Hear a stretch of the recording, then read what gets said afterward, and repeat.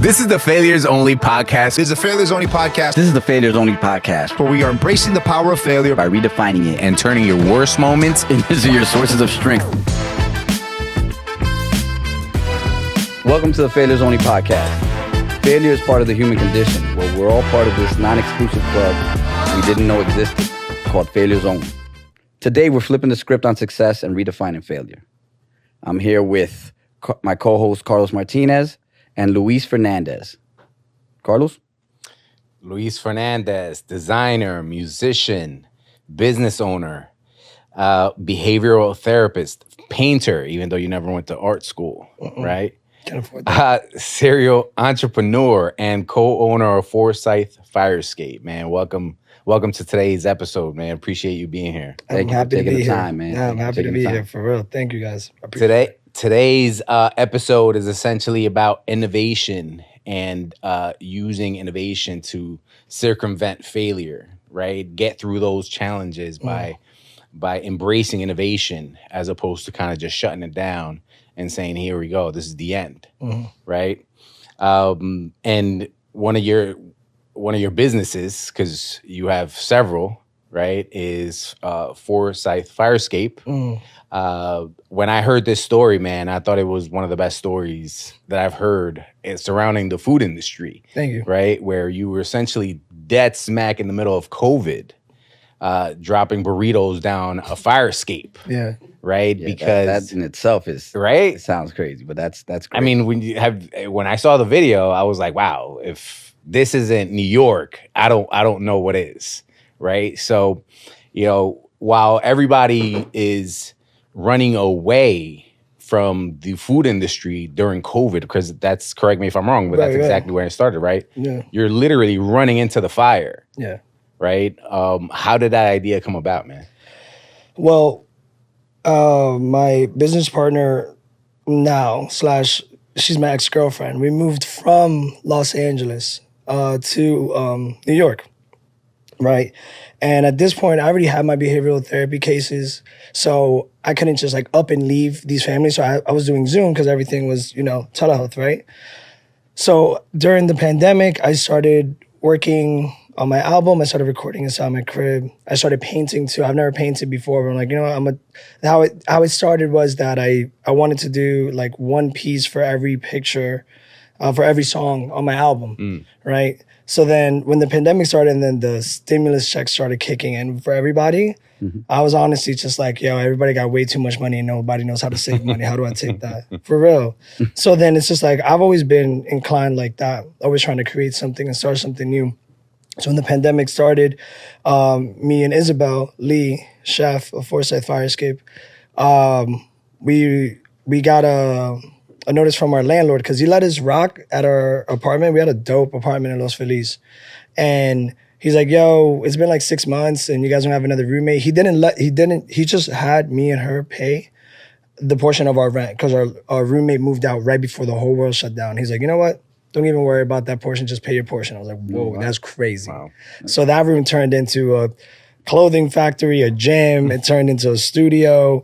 And me and Isabel also were starting already a foodie page trying to make alternative healthy foods of our culture. So that really pivoted Forsyth into this thing, right? So we started I was like, Isabel, this is how you do social media. This is how you gain traction. This is how you get engagement. This is how you do all this stuff, right? And we became really consistent. We didn't have 1 million followers, but our engagement rate was super high. Wow. So it's you got 3,000 followers, but you got 700 comments, where there's pages that have 6 million followers but 200 comments, right? The difference is there. So once the landlord was like, yo, you guys gotta find a new roommate, Isabel looked at me and she's like, do you want to move to New York? I was like, no, I don't want to move to New York, at all. I just finished my album. Disney Publishing put it out, and I was like, I feel like I have this momentum here. And she's like, and then I thought about it because when I first met her, because we dated for 4.5 years, when I met her, she's like, oh, I must have moved to New York. I must have moved to London. So then it just kind of clicked on me. I was like, well, this person just literally sacrificed her journey, what she was about to do for me. And I was literally 45 seconds later, I was like, you know what, let's go. So then we moved to San Diego for a month and moved to New York. Isabel exhausted all her points like all her points that she had from traveling because she worked at PwC. So she had the points. And we looked at probably like 25 apartments in 2-3 days. Like we walked across the Brooklyn Bridge to find this apartment that we got at Forsyth during that blizzard that happened in like 2020. I don't know if you guys remember. It was snowing OD. We walked across the bridge. Super crazy. And then I'm already like selling paintings. I'm selling clothes. I'm already doing that. I'm working on my album again at the apartment, doing telehealth with my kids. And then I got cases here in New York. And Isabel's making a bunch of scallion pancakes because she's just mad homesick. And down the block from us, there was this is a deli called Don Juan's Deli. Everybody in the Dominican. I just moved from LA. I haven't eaten Dominican food in 4 years. Mm-hmm. So I'm there every day, linking up with the boys, you know, drinking a cerveza, just chill. I became a real bodega cat. Just like, I'm out of work, I'm gonna go there, chill with the boys. Got to know. Shout out to those corner bodegas. Exactly, for real. Best sandwiches at all times. For real. And like, I was getting pernil from there every single day. Nice. And Isabel saw how I was moving and like being like artsy or whatever you want to call it, like, it's not a luxurious life unless you're doing luxurious things. But I've had the privilege to like tour the country. I was already selling paintings. I'm like, damn, this is crazy. So Isabel had a time to self-reflect and be like, yo, I don't do anything that makes me happy all the time. And she was like, I don't have any passions. I'm like, that's just absolutely not true. You're just not tapping into what you actually want to do. Right. So then she started making these scallion pancakes and she started like messing around with it. And me coming from like the marketing and strategy side is like, yo, what would be really dope is if you're the chef and we make this fusion and it's a couple doing it. This already on paper sounds sick, right? And then she's like, I want to lure it out the fire escape too. And that's just kind of like, you know, sourcing stuff, getting stuff from the neighborhood. Like we had an avocado guy across the street. We were sourcing meat from Chinatown. Everything was the KitchenAid that we were using to make the flour, which is like this big. Now we have one that's like that big, which is crazy to even think about. Like I was getting up early and helping her make the masa, making the dough for it before I went to work, and then got back at 6, and then I had my case at 7 because they're 3 hours behind in LA. So we're just like both trying to just hustle. And Isabel's also there like helping me sew clothes, shipping clothes for me, teaching me how to package art. She's never done that before, but she like saw a video and she's like, let me teach you how to do this. Now I know how to do that. So when we were like, all right, let's do it, Isabel was like, I don't know, I don't think we're ready yet. I was like, no, you just gotta drop the bucket and we learn on the way. It doesn't really matter if people like it or not. People are gonna like it. People are gonna have critiques, but that's okay because we only have 12, 15 orders at this point. It's just like, at that point, it seemed like a lot. Like that 15 orders, it's just like, I had literally 4 full-time jobs, not making music full-time, but like painting. I'm just like getting up in the middle of the night and painting and losing sleep and then having to do my cases. We both had full-time jobs. So I was like, we'll just learn on the way. And then the first journalist hit us up and I forgot the source. Actually, I don't even want to talk about the source because the source was not cool. We had very specific rules to like what to say and she completely ignored all of them. Made the block super hot for us. But that was the best thing that ever happened to us, right? Because when it got posted, our landlord was just like, oh, I saw this article and gave us a cease and desist. And yeah. Wow. That's what sparked it. So what cultures did you say confused? Chinese, Thai, Dominican. Yeah, I'm Dominican. I don't know if you could tell. Sometimes people be like that. So the bucket idea was actually because again, you're working out of an apartment, right? So I'm certain that at some point or another, you guys probably thought, well, how are we going to? We got this great idea. We got this food fusion idea that we can sell literally to the entire community, sourcing from different community locations. So the bucket idea was actually something that you kind of just thought about, or is this like we have nowhere to deliver this? Not honestly, it was no COVID. Contact, right? It was like a whole no contact thing on COVID, right? And so like that was genius. And it was like, I want to lure it out of the fire escape because she saw this one video of this like old lady in Italy doing something very similar with some like spritzers. I don't know what Italians be doing, but they'd be lowering something like that, but it wasn't like a bucket, it was something else, but maybe a basket or something. And Isabel's like, okay, inspiration there. Right. And the no contact thing in New York, like, of course, everyone is just like, yo, I'm sick and tired of being inside my crib. So people are like, I don't care whose apartment it is. I don't care what food is in that bucket. I want to leave the crib. So like I want to try it out. Yeah, I want to try it out. And it's also Chinese Thai Dominican, right? So influencers started posting it. Slowly but surely we went viral. But the bucket is like, we're known for the bucket, man. I must get that. I must get the bucket tatted. That's my next tat. Right. And that's what makes essentially Forsyth, Fire Escape. Yeah. That's where the name comes from. People all the time are like, yo, exactly. It grew from there, yeah. And it's crazy too because there's so many people that are just like, dang, I missed the bucket though. Like I wanted to get it from the bucket though. We've only had one person that's like, oh, if I don't get it from the bucket, I don't want it. I was like, that's fire, yeah. Wow. So shout out to Bob Ellis. I was like, go with the bucket. But before the bucket, right, the idea that, so, your ex partner, you're still your business partner now, she felt like she wasn't ready, right? Yeah. And this is a time where, I mean, right as soon as the pandemic happened and, you were shut down, people thought it was only going to for a month, and they found out it was like 3 months, then it was like, it lasted a whole year. Right. Businesses were going, restaurants were going out the window. Yeah, right? Seriously. Failure. So you're essentially starting one. Yeah, right? sure. And you have your partner saying, hey, I don't think we're ready, but you believed. So what was that like? Or what was the mindset? Well, man, listen, it's like, I've always been a big dreamer. I remember my dad when I was a little kid, and I had a crush on this girl. I was probably like second grade. And I was like, Pa, I like this girl. I don't want to tell her. He's like, why? The worst thing you could, like, what's going to happen if she says no? What's the worst thing that could possibly happen? And I'm telling you, that changed my entire life. Like, what's the worst thing that could happen? They say no? Right. I apply that to everything. There's nothing that I don't apply that to. And it's just like, I'm honestly literally not scared of shit. Like, for real. Losing my freedom is the only thing I'm scared of because I live a crazy life. Like, I want to do whatever I want to do, whenever I want to do it. That's what my dad scared of me because he was the same way. And he's just like, but my dad has seen it time and time again. Like, when I really apply myself to something, I get it. But that's because I'm not scared of it. Like, I'm really not scared of failing, like, at all.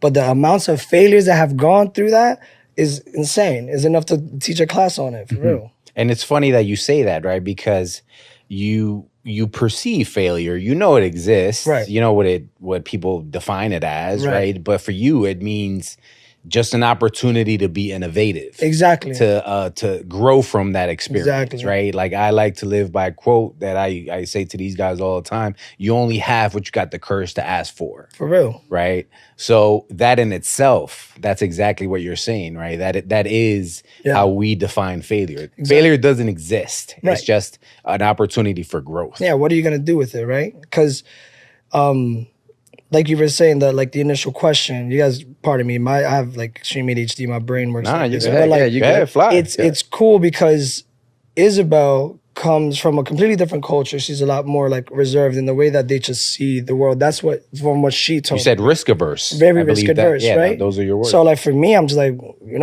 whatever. Like I don't know. Like, I seen how my dad moved and I see how my mom moves. And like, I didn't grow up like that. My dad's like, nah, I'm gonna make it happen. I don't care.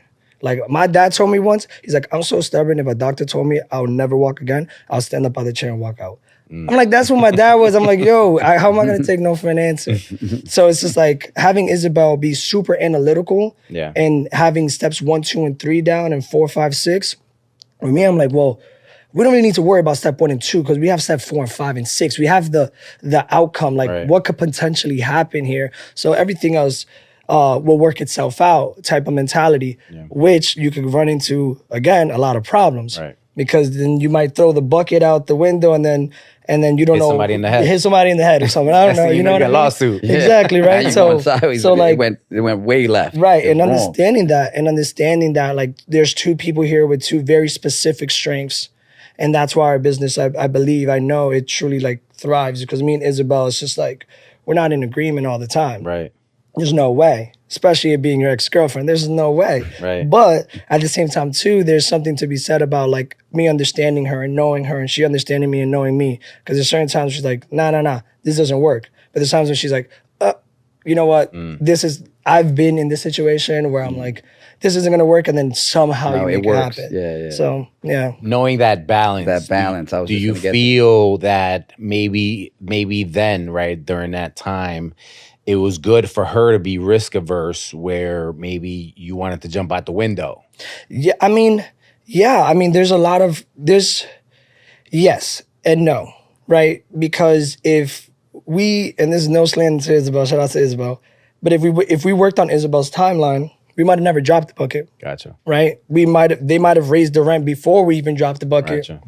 And that would never even existed. Right. Right? So it's like there's a time and a place for everything. And I think we were at the right place at the right time with the right pandemic, to be real with you. And I don't know, like I said, yeah, there's strengths and weaknesses there for sure on both of our ends. But I think her what's the word? Her just like being like, you know what? I'm gonna adapt your mentality right now. But now that we have the spy Ali, like that skill set is so huge. I'm working on a festival this weekend with Red Bull. It's called Culture Clash. Like, I wish Isabel was right here, right now, because there's so many steps that I'm missing. It's not that I'm missing a lot of steps, but there's a lot of nuances that I'm like, oh wait, you need an analytical mind. I forgot to get aprons, and I forgot to get gloves, and all those things I could get in my at the market. Yeah. But when I made the list and she made the list, I made the rough draft. She made the final draft, and there's a humongous difference between a rough draft and a final draft. So yeah. And you touched on this a little bit, right? You said that once everything started taking off, right, the landlord all of a sudden went left on you and hit you with the cease and desist. Yeah. Right. So now you're met with another challenge. Right. Right. And now you put on your innovation hat, your innovative hat. What happens at that point? That's see, me being in those situations, that's where I thrive the best. I get like an adrenaline rush out of this type of stuff. Because I remember like it was yesterday, I was playing Call of Duty with my friends. And Isabel read the note and she's like, oh my God, it's over. It's over. And I never think like that. So I was like, we'll be fine, we'll be fine. I didn't understand how she processed it in the moment. Whereas me, I'm like, season 6, check this out. We'll be good. I go into the room and she's on the floor. She's like weeping, eating chocolate out of a box. And I'm just like, bruh, okay, let's get up and let's do this. So then I went to this Thai restaurant. I spoke to the dude there because I felt like that was going to maybe be something that Isabel might be more interested in.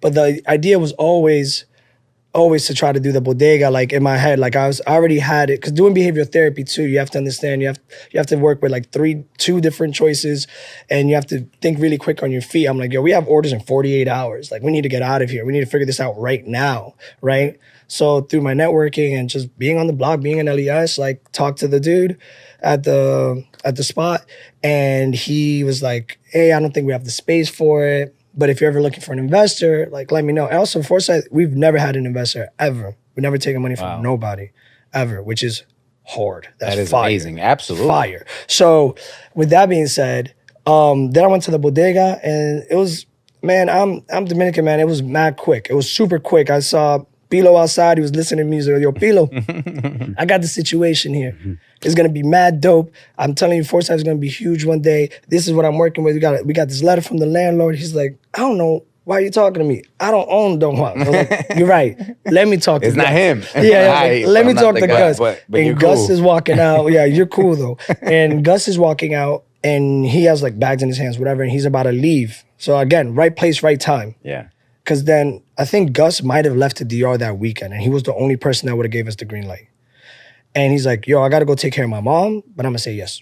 I'm like, sick. Nice. And I looked at Isabel, I was like, you see? I'm like, that's how Dominicans be, though. Yeah. And he was just like, and he looked at me, he's like, porque tú eres serio. He's like, because you're a serious dude. He sees how I move. He sees what I'm doing. Like, I'm not, I'm chilling. I'm dressing like this. I mean, I think it goes a little bit past being Dominican. I think your confidence in what you said. You're going into you carry yourself. Restaurants fail. 90% of restaurants fail in their first year. 80% of them fail in the first 5, right? So like but you look like you weren't taking any, there was no stopping you at that point, even with the cease and desist. You just your confidence, your level of how you just approach this guy. I told him it's almost like you knew he was going to say yes. Yeah, I knew he was going to say yes. But you didn't know he was going to say yes. I knew he was going to say yes. It's just like, for me, I'm like, I knew he was going to say yes from the jump, and that's why he was my second option, because I want to have 2 options, and I knew the first guy was going to say no, but I wanted to try it. Because I was just like, I feel like Isabel might be more into this situation. And because she was of her background. Yeah, it was a Thai restaurant, you know what I mean? Like, it just felt more like it might have been hers. But like in my head, I was already like, Don Juan's gonna say yes. We're gonna have a secret bodega. Like the whole thing, I already planned it out in like 35 seconds for real. Not the logistical side of it, of course, but just the concept of it, right? So like talking to him and like, yeah, I went into it being like, he's gonna say yes. And like at this time, I was like, yo, this is gonna be huge. I'm telling you, this is gonna be huge. Like nobody's doing what we're doing right now. And like, I feel like I'm already talking too much to this guy. He already made up his mind, but also talk so fast that people be agreeing with me until by the time they're like, wait, what just happened? They're like, well, I guess I'm just see Luis on Tuesday, I guess. So yeah, it all worked out. But I think the Dominican component of it is real though, because he knows I'm Dominican. I know where his family's from. He knows where my family's from. It's a little different too, you know? I feel like if maybe I wasn't Dominican, it might have played out a little different. Maybe, but who knows about that? Having gone through these challenges and essentially overcoming them, and Forsyth being so successful, right? You're doing essentially food shows, and you're doing different things, right? Some things that we can't really talk about now, but huge things. Yeah, we're working right? on stuff. Serial entrepreneur, essentially having your own record label and, painting and selling your paintings and stuff like that. What are some of those lessons that you've learned up to this point about, being innovative and failure? Packaging art is really hard. People have received broken paintings from me, like with glass inside of them, right? Skipping steps, you can skip steps, right? Skipping steps and cutting corners is essential to most things, honestly. People say, don't cut corners, don't cut corners. Cut every corner you possibly can cut, for sure, for sure. As long as you know how to do what you're doing. Right. I didn't know how to paint, so I was shipping paintings, and I was like, oh dang, I didn't even think about the cardboard rubbing on the pastels, and now people are receiving smudged pieces, but I'm like, but that's my style though, so it's cool. Yeah. And my clothing line is called Ugly, and I'm Ugly Fernandez, so it's like my style is if it's weird, if it's a little bit tweaked, it's just like it's my style. I put my little spin on it. Little spin on it, which is cool. But like selling paintings and making music and starting a clothing line and like misspelling something on a shirt that's where Isabel's like things come in really clutch, right? Because sometimes you need to slow down. But I don't think like that. Like if I'm not feeling it, I'm not gonna do it. Right. Unless it's Forsyth, I just gotta show up. But if I'm not feeling it, I'm not gonna do it. I don't have that choice anymore. That's with music, I only go to the studio when I feel it. Painting, only when I feel it. So it's like a lot of times I'll wake up in the middle of the night from a terrible nightmare, and I'm like, oh, I gotta go paint, and then I'm painting for 4 hours, right? So I feel like kind of like directing it towards what you're saying is like, if I'm not feeling it, I'm not gonna do it, and if I do it and I force it, I'm gonna mess up. Gotcha. And I'm gonna see a lot more failures out of that. Gotcha. So would you say now that one of the biggest things that you've learned about yourself is slowing down? Yeah. Essentially. So that would be the lesson in that. Right? Yeah. Well, I mean, go with it. Go with your emotion. Go with your feeling. Go with your emotion, but then slow down. For sure. Right. For sure. Because a lot of mistakes can happen between that. Because if you're not slowing down, like you might mess up somebody's order. You might send it to the wrong address. Like you might not correctly, like you might send out the wrong painting to someone. Like, and then that person has to then send it back, and you have to send them money so that when they can repackage, then you becomes a thing. Yeah. It's a hassle. If you would have just did it right the first time. Yeah, exactly. I got you. Do you see yourself slowing down though? No, I don't. I don't see myself slowing down, but I see myself being more organized though. That's right? That's big. So like my girlfriend, Manira, Google Calendar is crazy. Google Calendars are crazy too. You ever heard of this thing? It sounds crazy. Yo, everyone should invest in this company named Google. It's just came out. And it's super hot. Yeah. It's specifically the calendar. I've heard about it. I heard Google. Yeah, I'm gonna look it up when we're done. Yeah, it's on like Android and iPhone. But like what I'm saying is just like I'm never gonna slow down. I know that this is who I am as a person, for sure. It's just gonna but I'm not, but now it's like organizing my thoughts. Now I got Post-its on my walls because Manira makes me do it. And I got a calendar invites from Manira about things that I forgot to put in there, right? But there's something to be said about good partnership because that's where I feel the most grounded too in this space now, specifically in the past 5 months. I feel like I'm able to keep moving at my pace, but just at a different rhythm, right? So, yeah.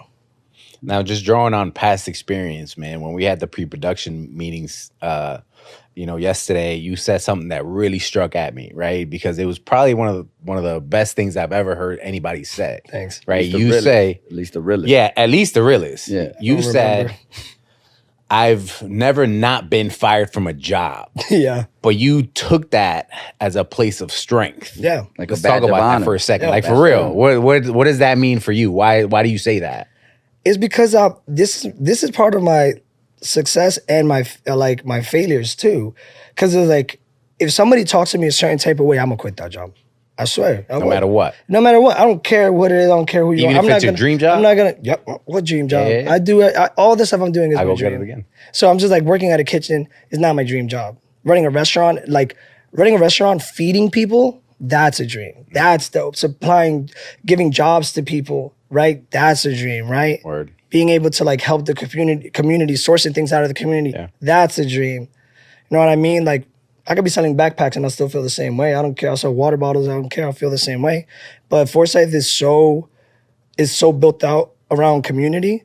So for me, it's just like, yeah, I've been fired from every job, and that's what it looks like when I don't do what I want to do, right? And that doesn't come from a selfish place. That comes from like, I've had this instilled within me since a kid, right? My dad's like, yo, you should go to law school.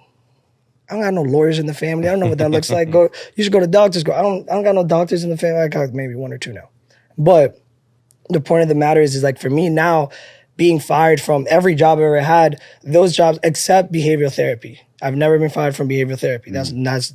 But that's because I'm responsible for somebody else, their family, their kids. I'm responsible for washing some dishes. I'm like, yo, you wash the dishes. I'm out of here. I was like, you bust those tables, whatever. Like, you make the coffee, right? But for now, being fired from so many jobs and hearing how people used to talk to me and dismiss my hard work, like now think about how my staff feel when they talk to me. Right. They feel empowered. They feel good. They want to show up to work. Not all the time. Right. But they want to show up to work and they want to do a good job, right? I'd rather somebody be like, oh, I'm scared of this person, be like, dang, I don't want to disappoint this person. I'd rather maneuver through that space. So like being fired from every job has made me the best person I could possibly be when I'm employing people, for sure. So, and what I'm hearing is essentially it makes you a great leader, right? You said it, employees, because again, a leader is defined either leaders lead through fear or through love, right? But it sounds like your employees essentially want to work for you, right? They want to come and they may call out every now and then. Yeah, for sure. Like everybody, Like classic. right? Classic. But for the most part, you've chosen that path to lead by not only example, Right. but lead. I would much rather you love me as your employer than Right. as, fear me. Yeah, as for your sure. leader. That's not fun. I want people to have fun too. Yeah. Like, you know what I mean? Like, tell me what you're going through. Yo, I have to ask my staff if they want days off. Like, I'm like, yo, he's like, no, Jefe, I got this, I got that, I got these bills. I'm like, all right, you want more hours? I'm gonna try to finagle it, how to do this. let's like, work. how do I give you Make more it work. hours? Like, so like some of my, like, one of my employees, like the schedule was set. And she didn't tell me that she had a specific situation with picking up her kid and she was paying money to have somebody pick up her kids. So I'm like, all right, I guess everybody's working 3 hours earlier then because she needs to pick up her kids. Do you guys like the schedule? Everybody agreed on it and we changed the schedule. Right. The only person that took an L was me because now I got to wake up early and I got to do all that stuff. But like, whatever. Like, and getting in early and getting out early does not apply to me, by the way. So it's like, even if I get in at 8 or 7 in the morning, like, I'm still leaving at 6:30, 7 p.m. Right. But like, if I could help you in this type of situation, but it's like, yo, how long have you had to pick up your kid? Just talk to me. I got you. Right. So communication is key for sure. So And just something that you said right there, perception is that, as a business owner, as an entrepreneur, you got it easy, right? Oh. You got it made. yeah, right? man. But the reality is that you probably, heavy is the crown. There's a reason why they say that, right? Because not only do you have the lives of these people, not only are you essentially feeding the community, right? Employing people, right? You also, you're running a business, right? Yeah. And you're running several. Right. So a lot of people depend on you. Right. And that's that happens all the time. Like they'll be like, oh, it must be nice to be on a laptop. I'm like, Right. bruh. Yeah, Only I'm if on you knew. like, you don't know, or I hear, you don't know how much work we do back here. I was like, I was doing this for a year and a half before I could employ people. You know what I mean? Like, of course While I know. promoting, while Yeah. dropping the bucket, Right, while right, putting right. the panil at 12 o'clock at night. At nighttime, right? Until noon, right? And like, So people don't see it. I don't take it personally. I like it. They don't see behind the curtain. I don't need them to. I really don't need them. Yeah, because you know where you go. And I think that's an overall theme here that he's going through, and I'll get to that in a second. But so something that we ask all our guests, we try to definitely come out to is, how do you, with everything you've done, right, and your painting and all the restaurateur and everything that you're doing, how would you define success? What would be your definition of success? For me, I think that's easy. I think if you wake up and you love what you do, that's success. I don't care what it is. I literally don't care what it is. So, I don't know. Like, I just want to be happy. I've said this since I was a little kid. When people ask me what I would want to be when I grow up, since a little kid, 6th grade, 5th grade, I could probably remember saying that probably in 4th grade, the furthest back. Like, what do you want to be when you grow up? I'm like, happy. Because I see what my family is going through. I see how people be starving. I see my family in DR. I see people not being able to pay bills. Like, I just want to be happy. Because I hear so many people in my family like, I'm miserable. I can't wait to go back to DR. I can't wait to do this or that and this and that. So success, if you have a plan, you execute it to the best of your ability, not to somebody else's standard, and you wake up happy and you go to sleep happy, and you wake up in the middle of the night and you're not tossing and turning, and you can go back to sleep peacefully, I think that's success. Wow. Right. That's awesome. That's a great definition. Now, seriously, yeah. Now, with that, what's failure? How would you define failure? Failure is when you give up on the things you love. That one I feel like it's easy too. Because if you know you're meant for something and you know you're good at it, it doesn't matter if people think you're good at it. But if you know deep down inside, like, this is what drives me, this is what wakes me up in the morning, this is why I lose sleep, like, this makes my soul happy, my heart happy, like, and you give up on that, you walk away from that, I think that's the biggest sign of failure ever. Because you know what you're supposed to do. Most people, now I'm not gonna say most people, I'm not gonna talk for nobody else, but I think that people more or less know what they want to do. And sometimes they don't want to do it. Like, I want to be an astronaut, but I'm scared of heights. I know I'm not going to do that. Like, I know I'm not going to go to space. I know that. But that's not one of my biggest dreams ever, right? And I had to use that to, like, as a humongous scale of it. But, like, I'm not consistently working to be an astronaut, you know what I mean? Like, I'm not. But, like, I know that if I were to walk away from music and my art and making clothes, I take hiatuses like normal people, for sure. Yeah, right. But, like, if I were to just give it up and, like, go back to college, oh, it's crazy to me. I don't even know what college even feels like or looks like, for real. Well, with having gone through all these, successes, perceived failures, right? Because again, you don't see failure like anyone else would, right? What would you tell your younger self? What would you tell that kid, who's afraid to ask that girl out? What would you tell him now with everything else that you know? What would I tell him? I'll tell him what my dad always tells me. I'll be quoting my dad. My dad got like 2 super quotes. But another thing that I've taken with me and something I'm going to tell my kids and my kids are going to tell their kids, like, why leave something for tomorrow that you could get done today? Because that's where you slip. Because that's really where you slip. Oh, my diet tomorrow. Like, oh, I'm going to ask this girl out tomorrow. Now she got a boyfriend. Right? Like, oh, I'll get into the studio tomorrow. And there's like, oh, the studio's booked. It's like, I have this dope hook that I want to write. And then you don't go into the studio. Then it's like, oh, I forgot the rhythm of it. I forgot the pace of it.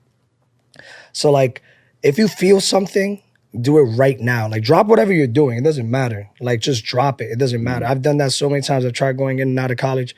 And then I get an opportunity to go on tour. I'm like, college or being on the road and being happy all the time. I'm like, I'm out. I'm dropping out again. Yeah. Like, I've probably dropped out like 4 or 5 times. Wow. Maybe 6. Yeah. I don't even know. I lost count for sure.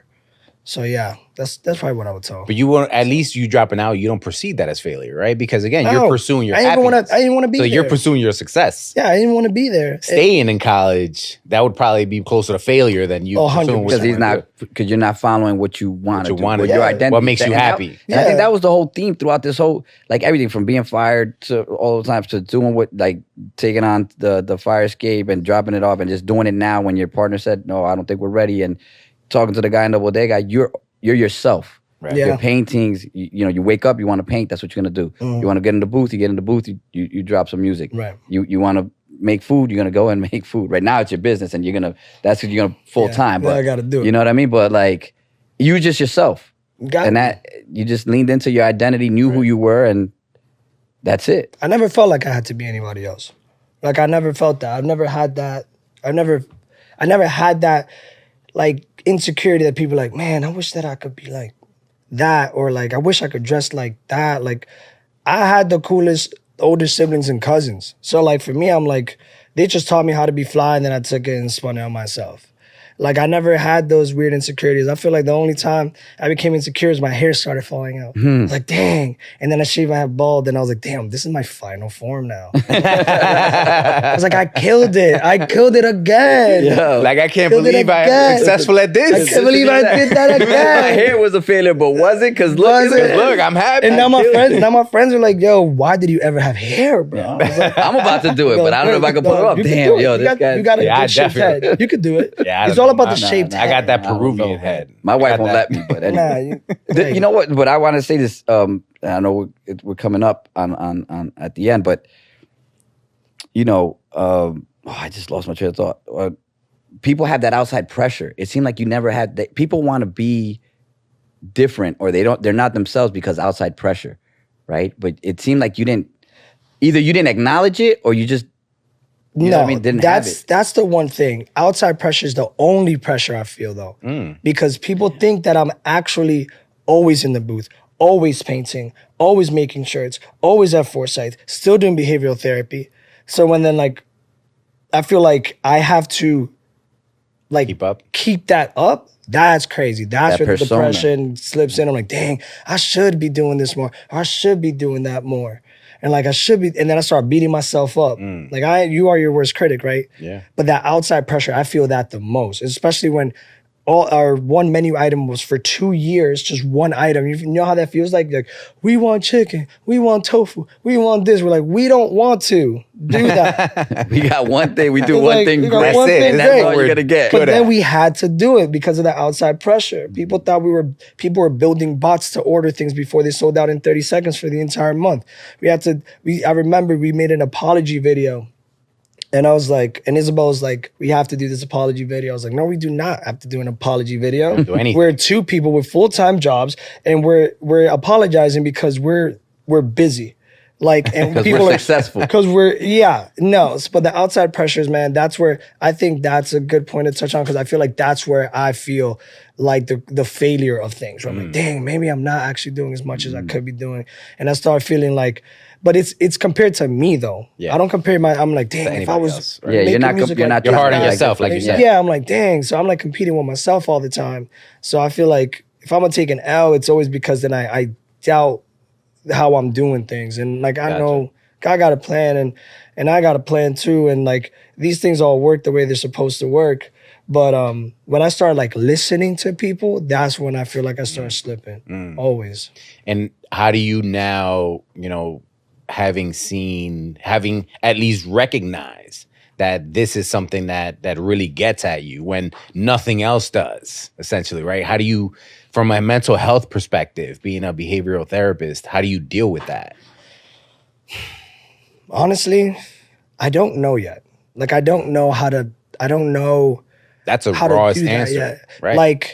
Like I could either like listen to them and agree with them. I could either talk to my girlfriend and she's like, well, listen, you are a super freak and you're doing a million different things. There's no reason why you shouldn't feel like you're burning out. I'm going to therapy now, so I'm trying to figure this out now. But like, I don't even know. Like, I really just don't even know.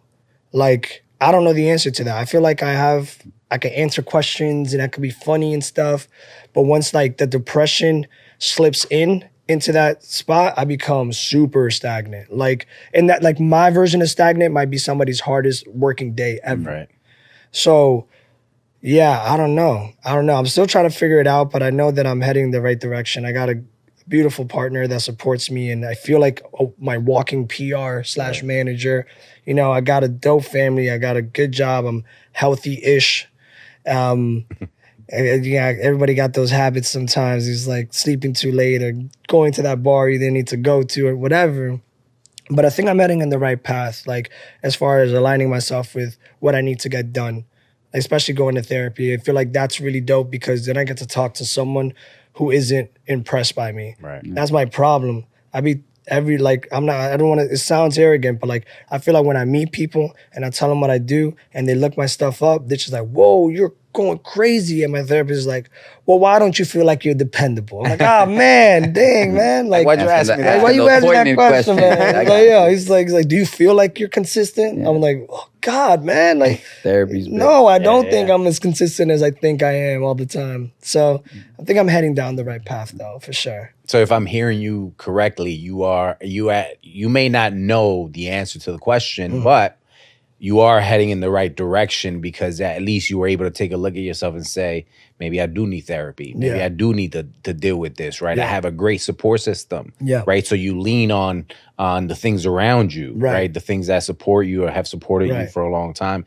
in order to get you past those moments. Right, because I don't got to do everything myself. Just because my music and all my art and all those things, being self-aware, I talk to myself. Like if I want to make shirts, I do them when I want to. I'll make music whenever I want to. And all these things are me, but like now that there's other components involved and there's staffing and all this stuff, like sometimes I just don't have a choice. Your business partner. My business partner, Isabel, amazing. Shout outs to Isabel. Like there was this one situation where both of my employees called out 2 hours in apart, one at 2, one at 4 a.m. And we had a big day the next day. And I was just about to go to sleep. 4:30. I got to the food hall at 4:30 from Queens, and I did all the work. Who's gonna do it? That's it. Wow. So things got to get done. But I'm running on very little sleep right now. I probably collectively this week, I've gotten 10 hours of sleep. So, but this is New York, baby. Like this is what people do anyway. Said he never sleeps. You lean into that. An entrepreneur, a serial entrepreneur. Gotta do it. With that, plug in all your stuff, man. How can people get your food? How can people get your clothes? Everything. Yeah, go run down the list. Got you. So my music, I got a bunch of different names. For my music is Louis Go. That's Luiego. For my clothing line is Ugly Family Clothing. For my painting and Forsyth stuff is Ugly Fernandez. My restaurant is Forsyth Fire Escape, and that's located in Chelsea, at Ollie Market. And I think those are it for now. And I'm sure there's a lot more to come. I'm sure. I have like 12 Instagram pages. There you go. Well, listen, look them up, peoples. Get out there, show the man some love, and I'm sure you're gonna walk away with great food, great feeling of you ate some good stuff, cop some good apparel, and heard some good music. So check my man out. Luis, I appreciate you, man. We appreciate you coming out. Again, man, everything that you're doing is inspirational, right? I'm sure you guys are going to continue to do amazing work around, whether it's around the community or whether everything else you got going on, you know? So yeah, man, I can't wait to see it happen. Appreciate you taking the time, man, and showing us love, man. Yeah, for real, man. Sorry, I feel like I talk a lot. I talk very Nah, brother, this is, I know, but sometimes I feel like maybe you guys had more questions. No, we're good. Trust me, we're good. We're good. We got exactly the story that we wanted, man. We appreciate you again. Man. For Jamal Romero, Pablo Segarra, Remy and the ones and twos, I'm Carlos Martinez. This is the Failures Only podcast. What we say is, you know, if someone listens to this story and at least one life has changed, then we've essentially done what we were meant to do. And at the end of the day, fuck it, man. If it fails, it fails. That's it. Let's go. We out.